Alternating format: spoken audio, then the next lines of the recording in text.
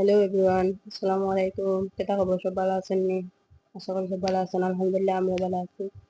তো আজকে রান্নার কিছু নাই, তো একটা ডিম আছে করে, তো ভাবলাম ডিম দেখে খাওয়া যায়। বাজে বললে তো আমরা তিনজনের হইতো না, তো এখন ডিম দিয়া আর কিছু সবজি দিয়া রান্না, তো আপনারা দেখা পারে এখানে প্রথমে আমি রসুন দিয়া দিলাইছি পেঁয়াজ, কলা পেঁয়াজ।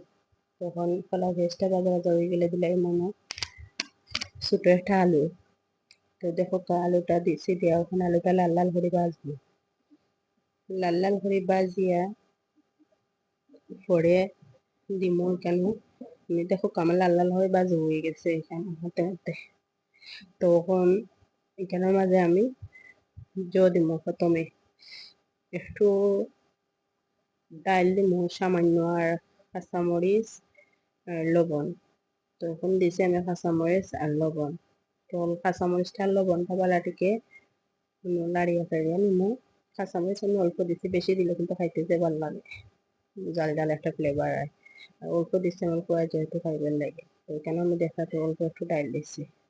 তখন ডালটা দিয়ে বেলা টিকেন ডালটা লাইয়া সাইডা ডালটা আমি বাজা বাজা করবো। ডালটা দেখো আমার বাজা বাজা হয়ে গেছে। তখন আমি কেন দিলাম সফরি হলুদ ফাতা, সফরি হলুদের ডাল লাগাইছি 4টা পাতা আনছি, আর খৈশাগর পাতা দিছি, আর দিছি তোমার জট পাতা দিয়ে ওলা টিকে নাড়ি চাড়ি দিল। সপ্তাহ পাতা এখানে দিয়ে লিয়া দিলে লাড়ি চাড়ি দিয়ে দেবো। ভাতারটাকে আমার পানি তেল চাড়ি দিচ্ছে, ওখান দিমু ও ডিম, একটা ডিম দিমু। তো দেখো ডিম বেশি হইলে খাইতে ভালো লাগে। আমি মাঝে মাঝে লাখান করে খাই, তো যে তোমার নাই ডিম আর খাওয়ারও চিন্তা নাই, একটা ডিমও যথেষ্ট। মানে পেট চললো আর কি, পেট পড়ে গেল। ও ডিম দিয়ে ভাত খাইলে কিন্তু পেট পড়ে যায়, দেখো হইতেছে আমার যে মজা।